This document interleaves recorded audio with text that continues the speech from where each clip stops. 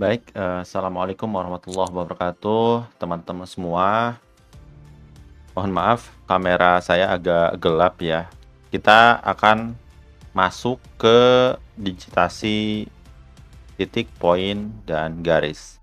Sebelumnya saya ingin menjelaskan terlebih dahulu apa itu desa. Dan ini sudah dikupas sebelumnya ya. Jadi saya ingin memberikan insight kepada Anda, kenapa kita penting banget sih ngebahas desa. Jadi desa itu pertama itu punya fungsi sebagai penyedia bahan pangan di sektor agraris. Kita ketahui bahwa desa memang kehidupannya itu bergantung atau mengandalkan hasil alam. Kemudian yang kedua, penyedia bahan baku industri tentu dengan semua produk atau hasil pertanian, hasil perkebunan, hasil dari perikanan yang ada di desa itu mendukung untuk berlangsungnya industri. Sebagai contoh, kita mendirikan pabrik tapioka. Tentu ini disuplai singkongnya dari desa. Atau kita membuat pabrik eh, sarden dan ini disuplai dari eh, perikanan yang ada di desa. Tentu itu kondisi ideal sehingga menimbulkan simbiosis mutualisme. Desa untung, kemudian industri juga untung. Kemudian yang ketiga, desa sebagai sumber tenaga kerja. Desa memiliki tenaga kerja yang potensial. Pemudanya tidak hanya bergerak di pertanian yang ada di desa, tapi dia bisa berpindah ke kota menjadi tenaga kerja yang terampil atau semi terampil. Ini sebetulnya tantangan bagi kita semua bahwa sekarang trennya orang-orang muda atau anak muda tidak mau jadi petani karena memang kondisinya menjadi petani banyak keterbatasannya di ekonomi. Akhirnya mereka pindah ke kota dan itu hal yang normal sebetulnya. Jadi orang bisa pindah ke kota dengan syarat bahwa dia mempunyai kapasitas, skill, atau pendidikan yang bisa mendorong kualitas kehidupannya, salah satunya ekonomi. Kemudian yang keempat, desa sebagai pasar produk perkotaan. Ya, desa dengan proses dinamikanya, dia akan meminta barang dari tempat lain, termasuk kota.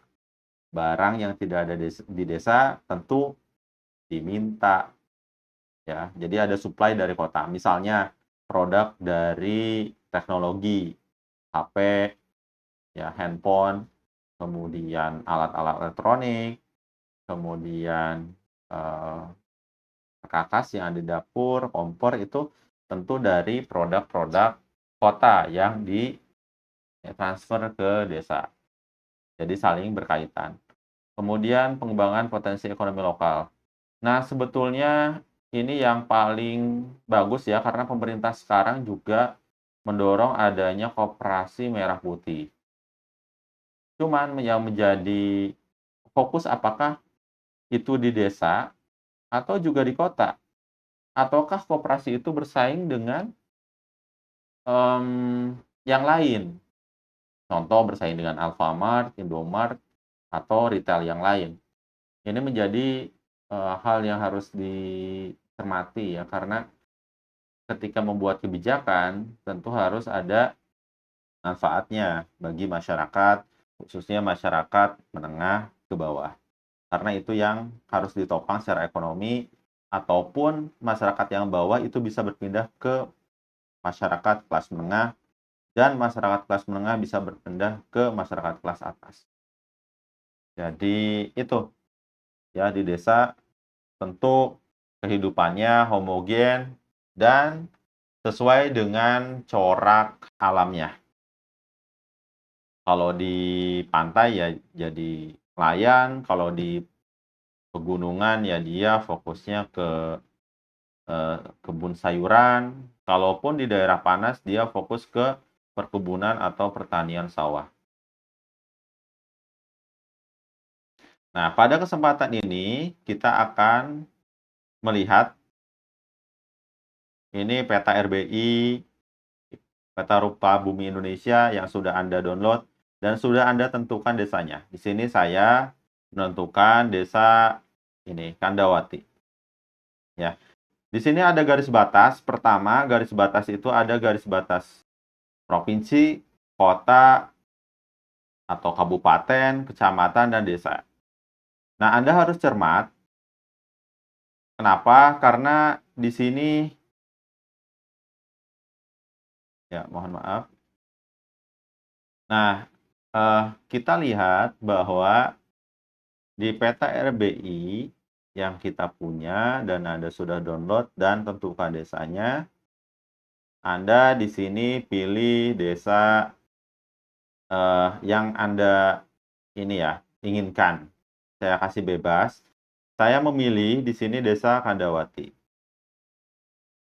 Nah, di peta RBI Anda harus lihat ada batas wilayah.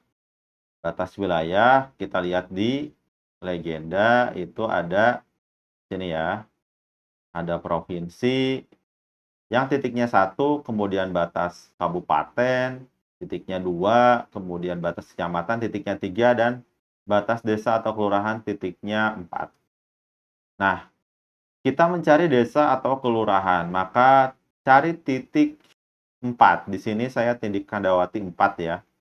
4, dari sini, dari bawah 4, kemudian ke sini, sini, nih. Adapun ini garisnya 2, 2 itu tadi garis apa itu? Ini 2, 3 ya. Ini 1, 2, 3. Ini ada yang 2 juga. Kita lihat yang 2 itu garis nih, kabupaten ya. Jadi kenapa Pak kok kedua di sini bisa jadi? Bukan bisa jadi lagi sih sebetulnya karena garisnya yang 4 ini tertimpal oleh garis yang 2 ini. Ya, ini ke sini gitu ya. Jadi Anda hati-hati menentukan garis desa. Ya karena Anda sudah menentukan gambarnya juga jadi tinggal dikasih desanya. Kemudian yang selanjutnya ketika kita menentukan desa, Anda lihat di sini simbol titik. Di sini simbol titiknya banyak ya nih. Ini titik nih. Ada bangunan, masjid ini. Yang ini titik ya. Kita buat titik nanti kita kasih simbol maksudnya. Oh, kuburan, gubernur, dan lain-lain ini. Anda harus perhatikan ini. Kemudian Anda data ada berapa masjid, ada berapa desa, ada kantor desa maksudnya, ada berapa puskesmas, ada berapa sekolah, dan lain-lain. Sesuai dengan desanya. Tiap desa pasti berbeda. Sekolahnya, jumlah sekolahnya beda, jumlah puskesmasnya juga beda. Itu harus didata. Untuk bangunan ini tidak usah ya. Perhatikan untuk bangunan ini tidak usah. Nah, di sini saya sudah mendata. Nah, ini desa-desa yang kita akan buat layout-nya. Seperti ini. Saya sudah mendata di sini ya. Simbol titik saya ada masjid, sekolah, kantor kepala desa, dan pasar. Anda tentukan titik di desa Anda ada apa aja. Dengan cara mengobservasi di sini desanya ada apa aja. Kemudian garis, garis itu seperti halnya jalan di sini ya. Nih, garis ya, itu ada pipa, banyak ya.